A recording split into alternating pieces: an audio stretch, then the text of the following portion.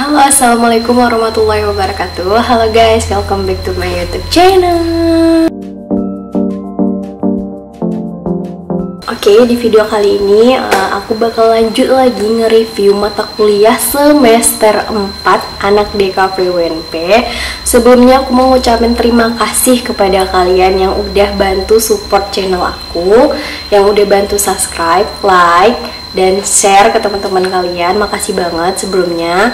Dan langsung aja ya, tanpa berlama-lama, aku langsung aja bakal nge-review mata kuliah semester 4 anak DKV UNP. Stay tune ya. Oke, langsung aja. Mata kuliah pertama yang bakal aku review itu adalah mata kuliah tentang film. Jadi mata kuliah film ini gimana? Jadi di film ini kita tuh nggak langsung bikin film. Waktu aku itu nggak langsung bikin film. Kita tuh diperkenalkan dulu dengan beberapa teknik pengambilan gambar yang khusus film tuh kita dikenalin di mata kuliah ini. Terus tugasnya waktu itu tuh aku dapetnya individu, dan kalau nggak salah tuh bikin yang ada pen, til yang sejenis itu tugasnya. Terus dikasih background, terus dikasih narasinya. Nah kayak gitulah tugas waktu mata kuliah film. Nah kak, terus berarti mata kuliah film ini nggak bikin film lah. Terus kapan kakak bikin filmnya? Nanti di semester 5 aku bakal kasih tahu, aku bakal review gimana waktu kita pembuatan film di semester 5. Jadi filmnya belum. Pas di semester 5 itu nama mata kuliahnya manajemen perfilman. Nah itu dia. Oke, lanjut. Kuliah yang kedua itu namanya adalah estetika. Nah estetika ini belajar apa? Di estetika ini kita belajar mengenai keindahan. Jadi estetika tuh ilmu tentang keindahan gitu, tapi ini tuh teori. Nah kalau nggak salah waktu itu kita tuh kayak bikin mind mapping gitu kan, terus ya belajar tentang mikirin estetika secara subjektif, secara objektif, kayak gitu sih. Dan waktu itu dosen yang mengampunya itu ada dua, satu laki-laki, satu perempuan. Nah itu waktu aku belajar estetika. Aku waktu itu sempat ngerasa sedikit bosen ya, karena ya teori gitu kan. Aku agak bosen waktu yang ini, tapi aku tetap maksain mata aku untuk nggak ngantuk, karena kalau nggak salah aku ngambil mata kuliah pagi gitu kan. Dan aku duduk di bawah kipas angin, bayangin pagi-pagi gitu kan, duduk di bawah kipas ngedengerin dosen. Itulah lika-likunya kita kuliah ya. Kita kan nggak ada yang tahu ya fit kita tuh kapan, semangat kita tuh kapan. Semua yang aku ceritain di sini itu adalah real, apa yang aku rasain sendiri. Oke, mata kuliah selanjutnya itu adalah ilustrasi desain. Nah di ilustrasi desain ini kita ngapain? Ini tuh mata kuliahnya praktek. Sistem tugasnya itu nanti kita dikasih brief. Waktu itu dosennya dua, cowok kedua-duanya. Dan kita tuh ngedesain kayak produk-produk gitu loh. Teman-teman tahu gak sih, misalkan ada produk sampo tuh, itu tuh misalkan masih kayak biasa aja nih desainnya, nanti kita kayak redesign gitu, kita buat ulang gitu. Nah nanti deh aku tunjukin, kalau misalkan ada ya, nanti aku tunjukin contoh tugasnya, gimana bentuk tugas yang aku bikin waktu itu. Dan waktu ini aku mau ceritain sedikit, waktu ilustrasi desain aku tuh ngedesain salah satu acara. Contoh ya, waktu itu briefnya aku dapet Java Jazz Festival. Nah itu konsepnya aku kalau nggak salah dapetnya Dewa Dewi Yunani.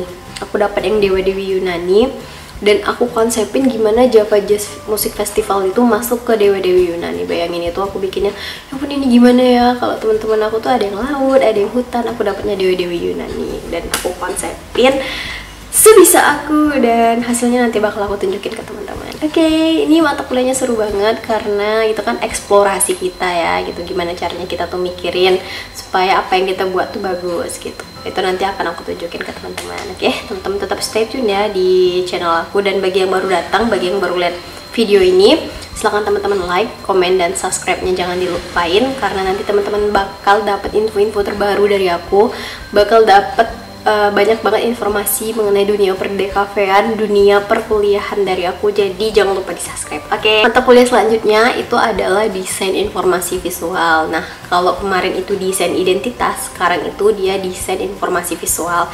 Di desain informasi visual ini kita bakalan bikin sejenis infografis gitu. Waktu itu kita awal-awalnya kayak masih manual gitu, cuman tugasnya nggak bisa aku liatin karena udah dikumpulin ke dosen. Setelah manual, kita bikin beberapa infografis, kita cari datanya. Waktu itu aku ambil tentang kemiskinan, aku cari seluruh data mengenai kemiskinan, terus aku bikin infografisnya. Gimana sih caranya kita tuh nyampein ke target audiens kita bahwasanya ini loh kemiskinan yang ada di Indonesia, orang kayanya segini, di perkotaan segini, di pedesaan tuh segini. Nah itu tuh ada cara-caranya. Nanti kalau teman-teman dapat mata kuliah ini, usahain tetap fokus karena ini mata kuliah praktek dan 4 SKS. Jangan sampai nilainya rendah, karena yang aku tahu ya, mata kuliah yang dia punya bobot 4 SKS, ketika teman-teman dapat nilai B aja itu tuh rendah banget gitu tekanannya gitu, tekanannya gitu, tekanannya gitu, tekanannya gitu, tekanannya gitu. Nah maksudnya tuh bobot nilainya tuh langsung mempengaruhi yang lain. Makanya kalau 4 SKS usahain maksimal tuh dapat A, maksimal banget tuh dapat A. Kenapa ya, sayang aja gitu kan. Jangan teman-teman pikir IP atau IPK tuh nggak berpengaruh ya. Nanti aku bakal kasih tahu deh seberapa pengaruh IP dan IPK tuh terhadap kehidupan kita ke depannya. Oke, stay tune terus di channel YouTube aku. Nah, balik lagi ke desain informasi visual itu. Selain bikin itu, kemarin aku juga bikin brosur. Nah, brosurnya itu, aduh sayang banget aku nggak moto kemarin. Cuman brosur aku tuh dikumpul sama dosen gitu. Maksudnya nggak dikembaliin sama dosennya. Cuman hanya beberapa brosur aja yang diambil sama bapaknya. Waktu itu ya, waktu pembagian tugasnya, terus aku lihat, loh kok tugasku nggak ada sih, aku bilang gitu.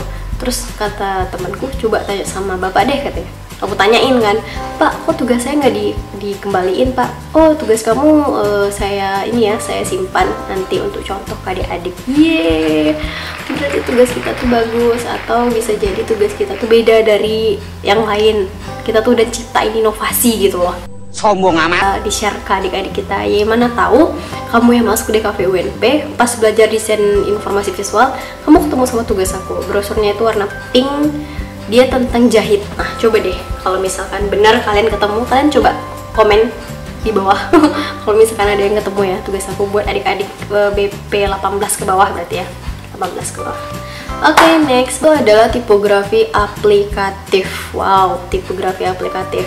Nah di tipografi aplikatif itu aku belajar banyak banget tentang kalau waktu tipografi dasar tuh kan kita cuma bikin kayak tipografinya aja nih.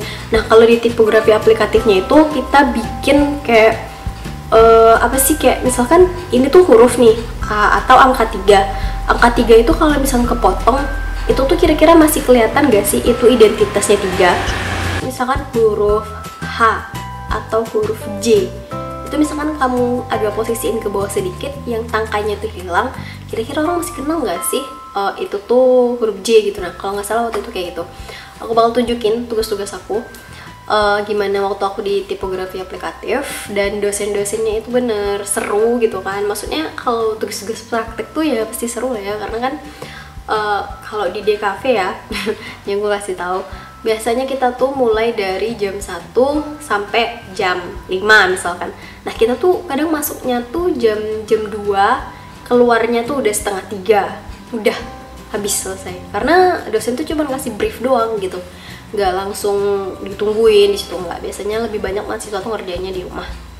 Itu sih waktu aku kuliah yang aku rasain ya. Aku nggak tahu kalau teman-teman gimana besok gitu ya. Aku udah kasih gambaran-gambaran ke teman-teman. Semoga teman-teman bisa lebih semangat lagi belajarnya, termotivasi, dan bakal ngasilin karya-karya yang keren banget dari anak DKV UNP. Semangat! Next, mata kuliah selanjutnya itu adalah etika profesi desain. Nah, etika profesi desain ini apa? Ini mata kuliahnya teori. Waktu itu aku ngambil hari Selasa, aku masuk siang, dan bayangin aku sendiri cewek di kelas. Aku nggak tahu kenapa bisa kayak gitu, karena kan kalau udah semester 3 ke atas kan udah bisa pilih mata kuliah sendiri ya. Jadi waktu itu aku tuh emang udah nyusun jadwal, jadi aku ambil hari Selasa, dan ternyata aku sendiri wanita gitu waktu itu di kelas. Dan bayangin aku tuh yang pun kikuk banget karena nggak tahu gitu mau ngomong apa sama teman-teman, dan aku duduk di depan diam aja gitu kan, karena nggak tahu gitu mau ngomong apa. Ya ampun, bingung banget gitu kan waktu itu. Tapi aku tetap bisa ngelewatinnya gitu kan. Emang nggak banyak cerita sih waktu itu, emang kayak diam gitu kan. Terus karena siang ya, jadi kita tuh waktu mata kuliah itu rawan ngantuk, apalagi ini teori kayak gitu. Nah di seorang desainer tuh ada beberapa etika-etikanya, dan kita tuh harus gimana sih jadi seorang desainer. Boleh nggak sih kita tuh bikin sesuatu yang melanggar, contohnya kayak sara atau plagiat, nah yang kayak gitu-gitu sih, pokoknya yang berkaitan dengan etika itu waktu di etika profesi desain. Oke, next, psikologi persepsi. Nah ini nih juga teori tapi seru guys waktu yang ini nih, karena itu kita gimana belajar tentang persepsi gitu.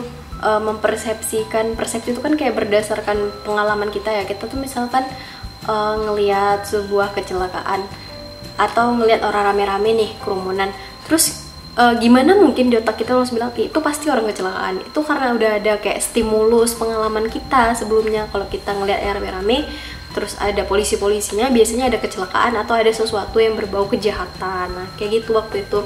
Nah di sini tuh kita ada belajar underground, foreground, kalau nggak salah itu apa ya, aku lupa. Nanti bakal aku tunjukin apa-apa aja di sini, aku bakal tunjukin gimana gambarannya ke teman-teman. Maklum ya, aku udah semester 6 sekarang, ini mata kuliah semester 4 dan aku review lagi, tapi tenang aja, aku bakal cari bentuk-bentuknya ke teman-teman supaya teman-teman paham. Oke. Dan waktu ini kita juga main sistem presentasi ya, presentasi bukan presentasi, presentasi. Nah waktu itu juga gimana caranya, ada beberapa ya, aku lupa itu nama bahasanya gitu kan. Pokoknya ada, kita presentasi dan juga sistem tanya jawab, sistem diskusi. Wah pokoknya seru waktu mata kuliah ini, dan ini tuh diampu oleh dosennya itu cewek. Pokoknya seru deh waktu itu, bener-bener seru banget. Yang penting teman-teman tuh bener-bener nyimak waktu dosennya ngasih materi, dan jangan tidur waktu di kelas, jangan tidur, dan jangan terlalu banyak main handphone karena sayang banget kan. Misalkan teman-teman bayar UKT mahal, kuliah di kafe tugasnya mahal, di kelasnya malah nggak serius, kan sayang. Oke. Next, metodologi ilmu budaya.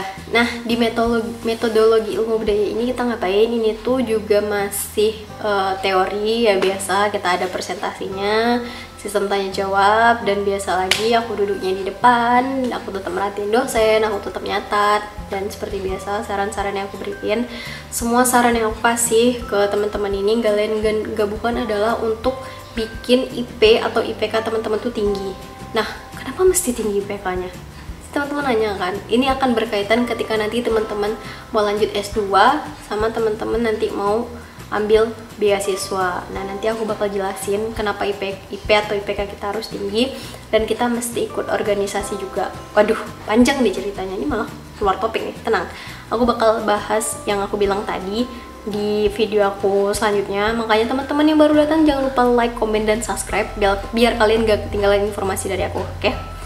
Oke, next, tadi di metodologi ilmu budaya aku udah jelasin ya, kalau namanya teori ya kita bikin makalah, bikin ini itu udah biasa. Masih ada mata kuliah umum yang aku dapetin, itu adalah ilmu sosial budaya dasar, namanya tuh biasa kita singkat ISBD. Nah waktu itu aku dosennya itu cewek, seru ya, MKW ini seru. Waktu itu kita banyak pilihannya, ada ilmu kealaman dasar sama ilmu sosial budaya dasar. Aku nggak ambil yang kealaman, aku lebih ngambil yang ke sosial waktu itu ya. Kita presentasi gitu kan, sama kayak biasa ada sistem tanya jawabnya gitu. Tetap aja duduk di depan, tetap fokus, usahakan teman-teman tuh dapat nilai terbaik ketika teman-teman kuliah, karena pasti banyak kan orang-orang yang berjuang di belakang kita ketika kita tuh kuliah. Jadi jangan kecewakan mereka hanya karena mood kita, hanya sombong amat sendiri, mikirin ego kita sendiri. Jangan kayak gitu ya teman-teman. Mungkin ini aja video dari aku. Kalau misalkan teman-teman mau tanya-tanya lagi atau ada yang kurang jelas tentang apa yang aku komen di bawah. Dan jangan lupa like, comment, dan subscribe-nya ya. Jangan lupa like, comment, dan subscribe-nya supaya teman-teman gak ketinggalan informasi-informasi menarik dari channel ini. Oke? See you!